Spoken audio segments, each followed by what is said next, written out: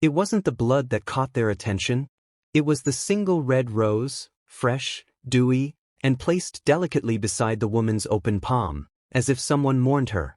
Or worse, celebrate what they had done. In the quiet town of Milford Hollow, murder wasn't just rare, it was unheard of. So when the body of 27-year-old Claire Whitman was found in her apartment, lying peacefully on the floor with no signs of forced entry, no known enemies, and no immediate suspects, police were baffled. But it wasn't the clean scene or the lack of struggle that raised the most questions. It was the rose. There were no fingerprints on the stem. No florist in town sold that particular hybrid. And when the lab ran a scan for pollen traces, they found something even more disturbing. A species of rose that hadn't grown naturally in over 40 years. Who left the rose, and why? Was it a signature? A clue? Or a message to someone who hadn't yet died? Milford Hollow wasn't the kind of town that showed up in newspapers. Quiet streets, slow lives, the kind of place where front doors stayed unlocked, and people waved even if they didn't know your name. But that peace shattered on the morning of April 19th, when the neighbors of apartment 3B noticed something strange. Claire Whitman's lights had been on all night. Her car still sat in the exact same spot. And her cat, usually calm, was meowing nonstop through the window. Police arrived just after 10 a.m. They found Claire lying on the floor, fully dressed. No blood. No bruises. No obvious cause of death. She looked almost serene. But then they noticed it, placed gently beside her right hand, a freshly cut red rose. No fingerprints. No dirt. No watermarks. Just a perfectly bloomed flower, resting in the middle of a death scene. Forensics confirmed what detectives suspected. This wasn't suicide. Claire had been poisoned, a rare compound, not commercially available. It would have taken knowledge and planning. But the rose changed everything. Whoever did this didn't just kill her, they wanted to be remembered. Or to send a message. And in Claire's bedroom, beneath a half-written journal entry, investigators found something chilling. A single sentence, scribbled in red ink. "If I'm right, he's coming back." Detective Mara Levin had seen messy deaths. Crimes of rage, panic, desperation.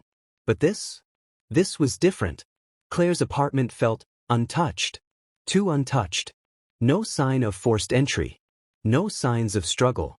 Her makeup bag was neatly zipped. Coffee mug still warm. Her laptop left open on the kitchen counter. Email draft unsent, subject line. "He found me." The bedroom closet had been organized by color. Nothing stolen. Nothing broken. No fingerprints other than Claire's, except for one, on the inside of the door handle. A partial. Almost like someone wore gloves, but slipped just once. Whoever did this knew what they were doing. Mara circled back to the rose. It didn't make sense.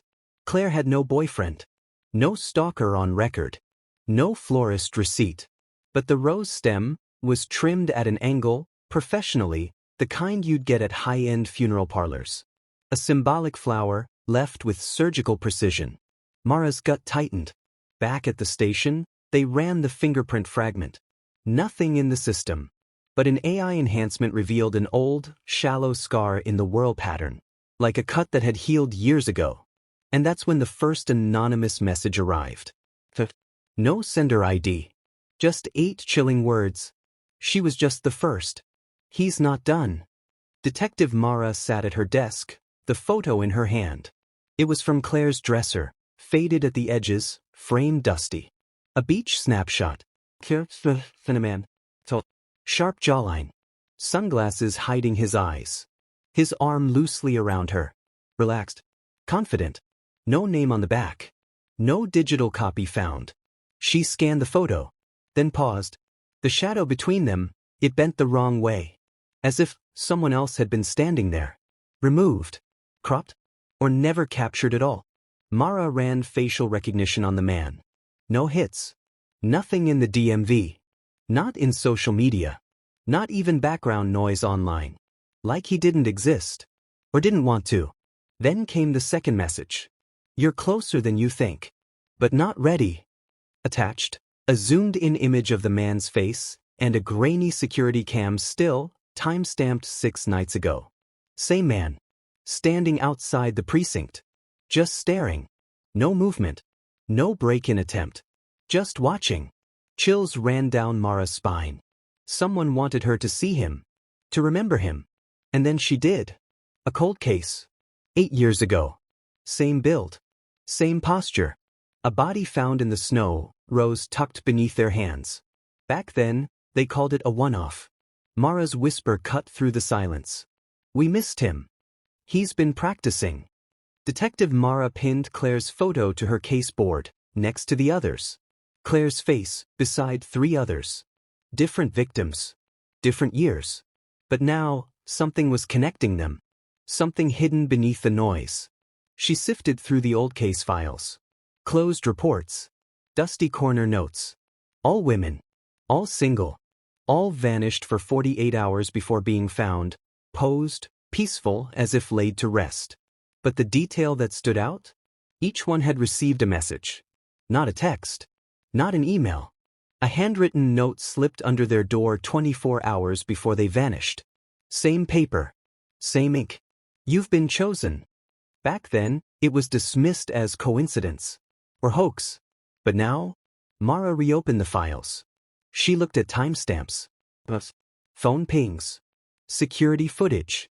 And then a jolt. The killer had circled each victim for weeks. Always appearing once. In the background. In the margins. Behind a tree. Sitting at a cafe. A shape more than a face. Claire was different. Claire confronted him. A neighbor's door cam caught it. Faint audio. A soft voice. Why are you watching me? No reply. Just a smile. And then he turned and walked into the fog.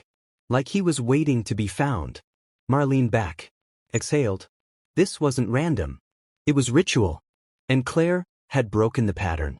Theo listened again. Under the static of Claire's final voicemail, a second voice emerged, low, male, whispering coordinates. 13 West. 112.